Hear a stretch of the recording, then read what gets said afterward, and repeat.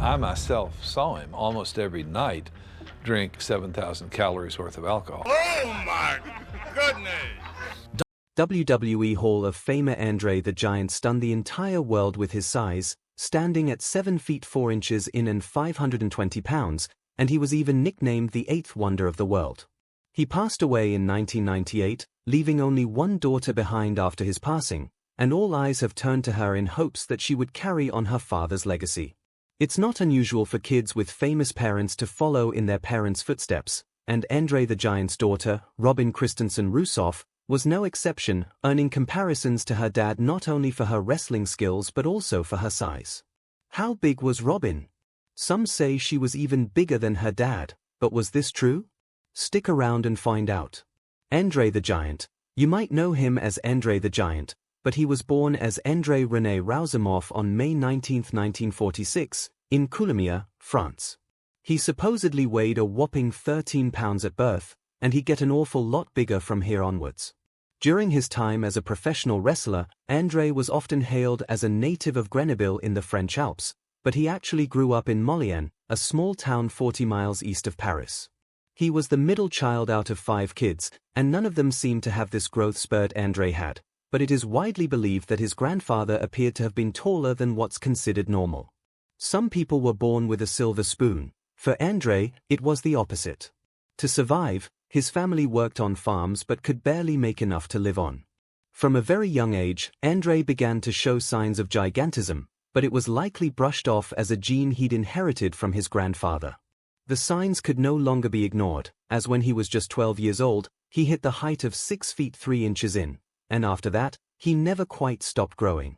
His parents and people around him soon began to realize that this wasn't normal and was instead a rather strange occurrence, especially since he hadn't exhibited any signs of hormonal imbalance. When he was a kid, he started attending the local school when he turned 6 and was initially eager to get educated. Most people aren't aware, but Andre was academically brilliant, and math was even his favorite subject. Plus, he also happened to be pretty good at sports and was a part of the school soccer team, where he mostly played as a goalkeeper. Those who grew up with him even alluded to the fact that it was nearly impossible to get the ball past Andre, which really isn't surprising since, by the time he turned 10 years old, he was a solid 6-foot wall. Eventually, Andre's father made him quit school due to the family's financial struggles after noticing he was able to do the work of 3 men all alone on their family-owned farm. Andre himself saw reason in this, as he'd lost all the zeal for school, especially since he believed at the time that he'd grow up to be a farmer, and he didn't need school if he was going to end up on a farm. Unfortunately for the farm, Andre soon got bored of working on it as well, likely because he felt his strength could be used for something more productive than cultivating the earth. It was at this point that he began to share his thoughts on how he wanted to do something more challenging in life. At the age of 17, he made the big move to Paris, where he met a wrestling promoter who thought Andre had a bright and promising career in professional wrestling. Andre agreed, signed the deal, and began a career that made him one of the most recognizable wrestlers on the planet. Interestingly, while walking to and back from school back in the day, Andre sometimes hitched a ride with his neighbor, who turned out to be the famous playwright Samuel Beckett. Anyway, Samuel wouldn't have to worry about giving Andre rides much longer, as it was as soon as he turned 14, the legal age at the time, that he left school and began to work on the family's farm. Andre's family recalls that it was around this time that his situation became very noticeable, as he had grown to be nearly 6 feet 6 inches by the time he turned 15. They wouldn't figure out until decades later that Andre had acromegaly, a hormonal disorder in which the pituitary gland releases excess growth hormone. The disorder can cause gigantism in children, something Andre and everyone around him began to notice when he hit a growth spurt at 14, but the growth never ceased, and eventually it resulted in his enlarged head, hands, feet, and chest. His shoe size was an incredible 22, and in his hands, a regular beer can look like a tiny padlock.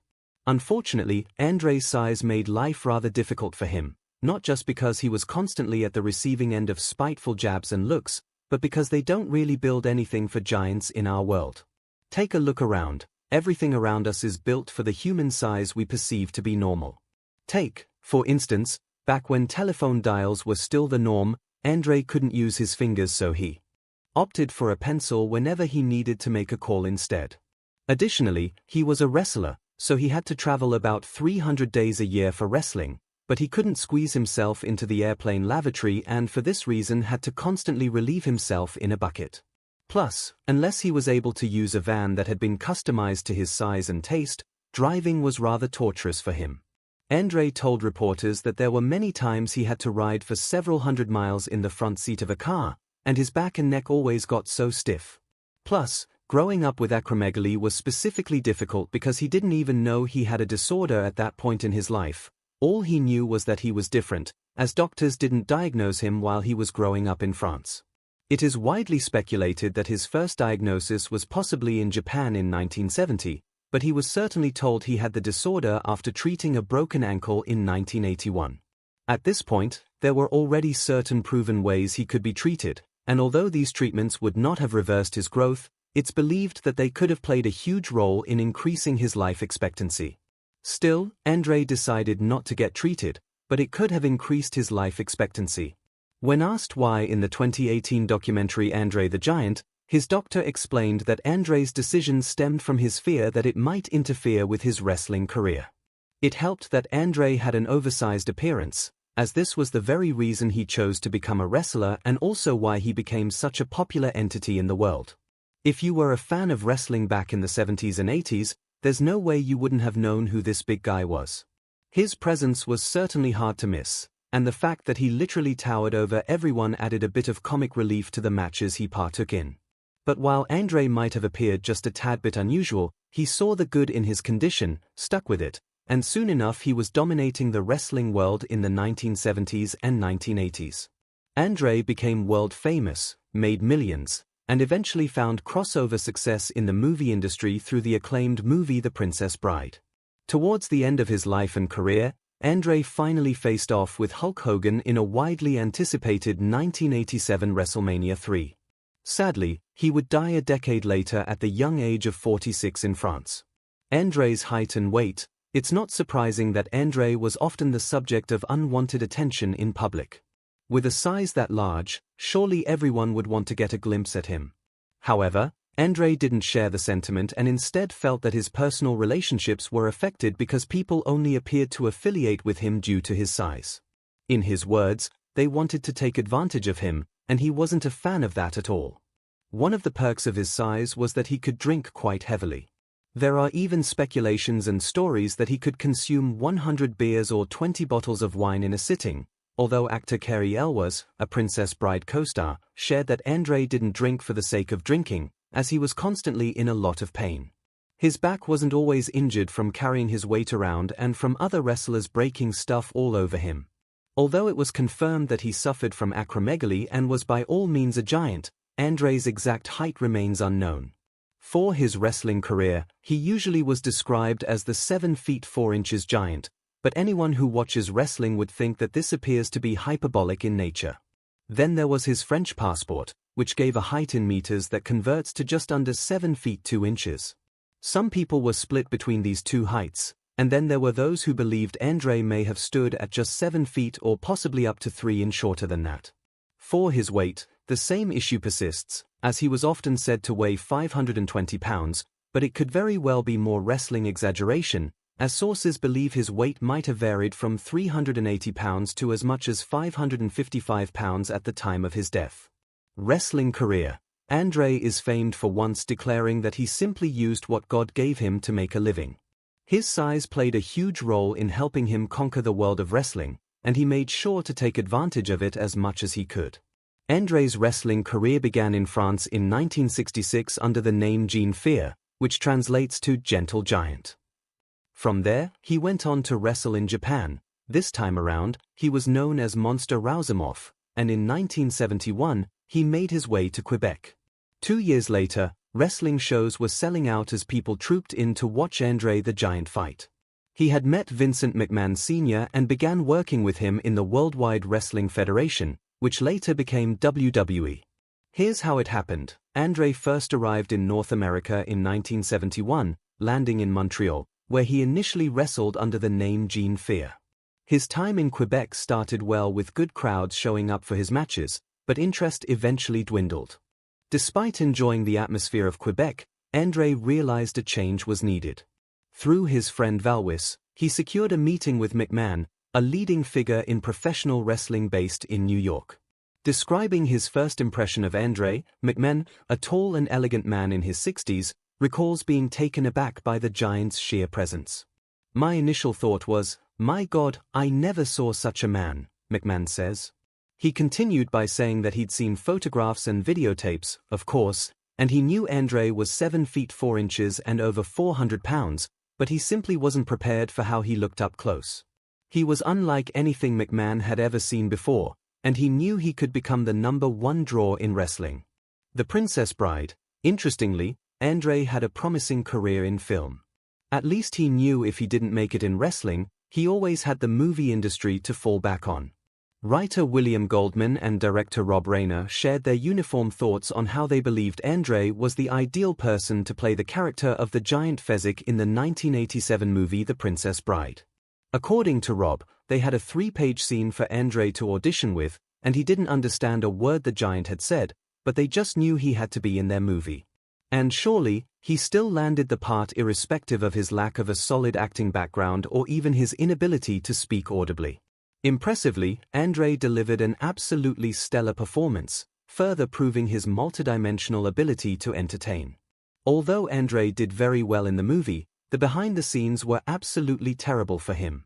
He admitted that making the movie wasn't an easy feat for him, and not because he had lines to memorize, but because his back was bothering him so much during filming.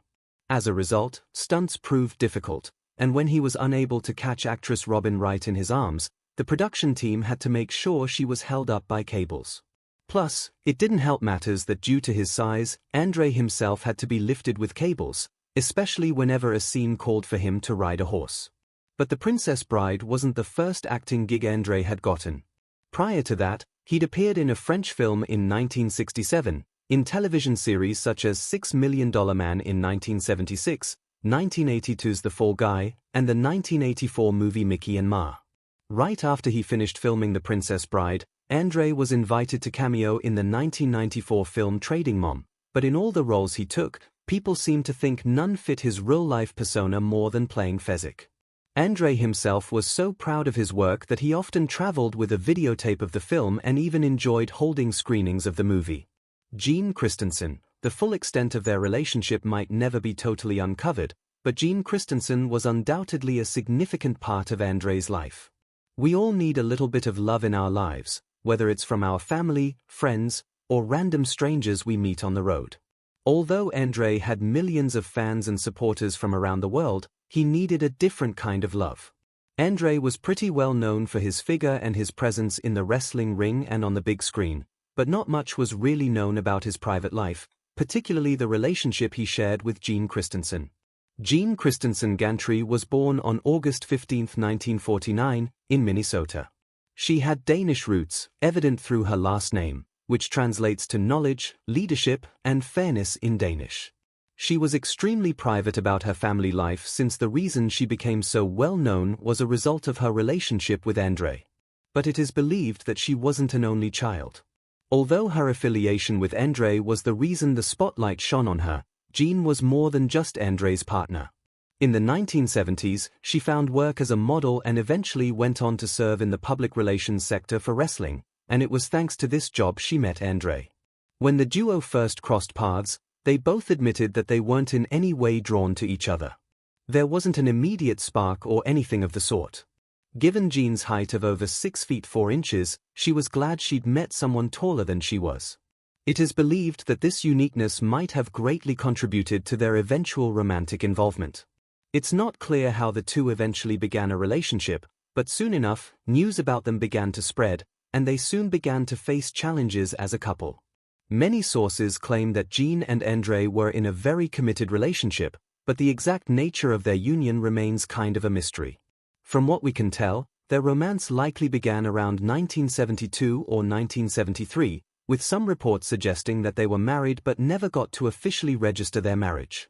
Unfortunately for these speculations, marriage records show that the duo never filed for a marriage license.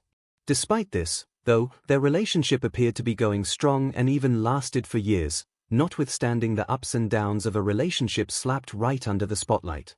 Although many claimed the bond between Jean and Andrei was further solidified with the birth of their daughter, Robin Christensen-Roussimoff, it seemed like their relationship went through a rather tumultuous stage at this time, as Andrei had reportedly refused to acknowledge that Robin was his daughter in the beginning. It was only after a paternity test showed that the child was indeed his daughter before he accepted her as his. Surely, this was bound to ruin whatever it was they had going on for them.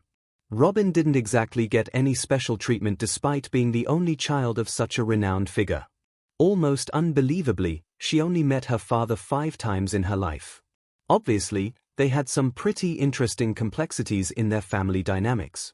Anyway, Jean lived a very private life with Andrei, and even after their relationship ended, she still maintained this privacy.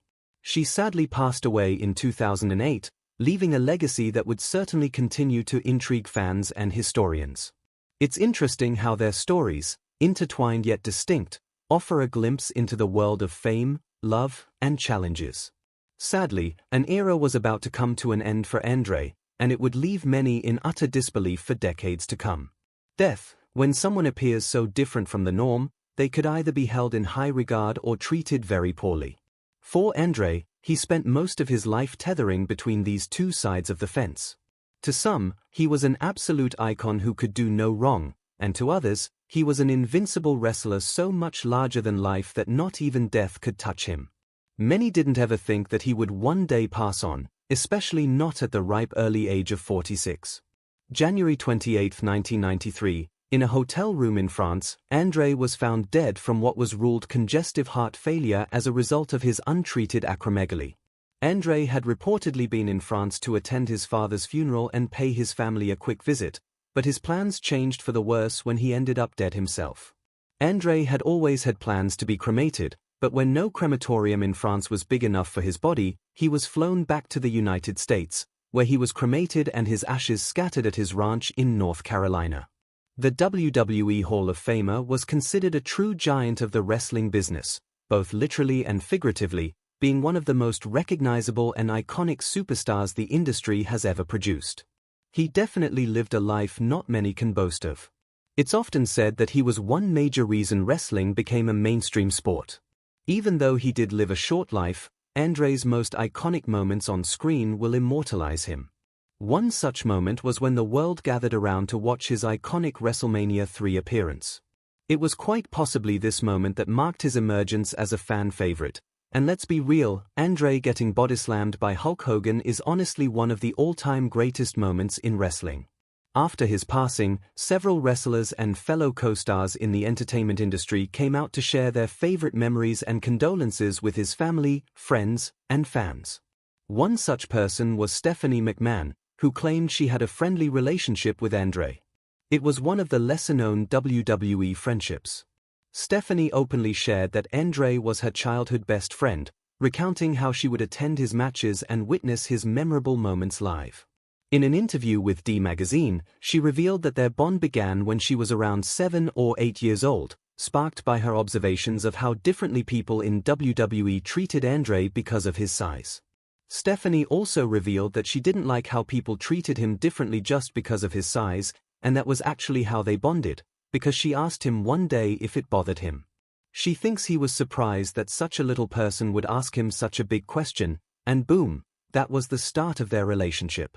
During Andrei's era, even passionate wrestling fans like Stephanie were amazed when Hulk Hogan famously bodyslammed the 8th wonder of the world at WrestleMania 3. This moment is just one of the many highlights of Andrei the Giant's extraordinary career. Andrei's daughter, Andrei might have lived a short life, but thankfully, he was survived by his daughter, Robin, whom he willed all of his property to upon his passing. Although Andrei and Jean were never officially married, they had Robin during a period when Andrei's demanding wrestling career kept him on the move, making it challenging for him to be present in her life.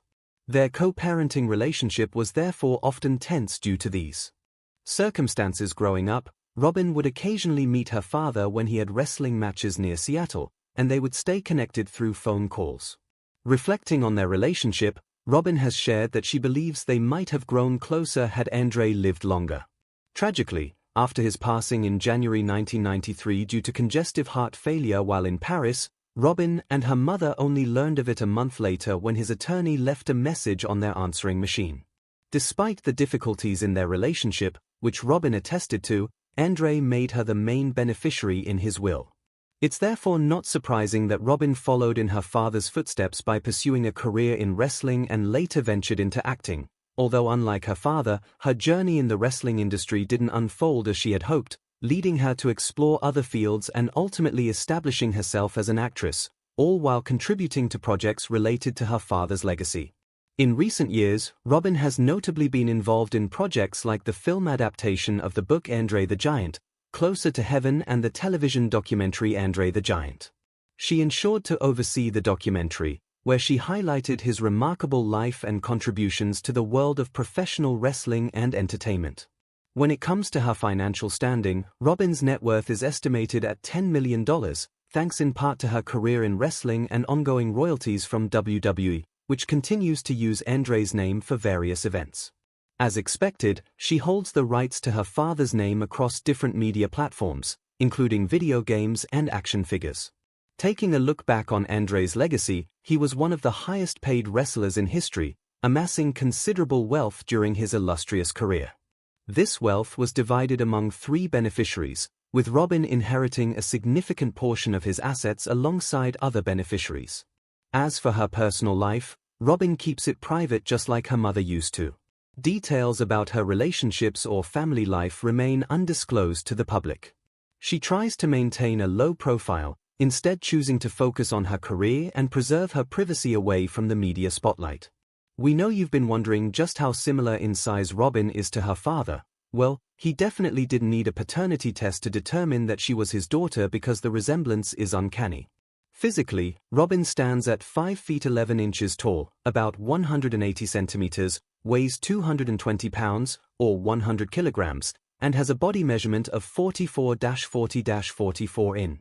So while Robin might not be as gigantic as either of her parents, she has forged her own path in the entertainment industry while honoring her father's legacy. Her contributions to films and documentaries about Andre the Giant reflect her deep connection to his story, and her financial success highlights the lasting impact of Andre's iconic career. Currently, Robin resides in Seattle, Washington, and has taken a much-needed hiatus from wrestling.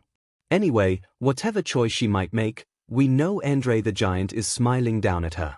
He might have passed away a long time ago, but his enormous legacy endures and lives on, as Robin very much values his memory above all else. Which of Andre the Giant's fights was the most memorable for you? Let us know in the comments below.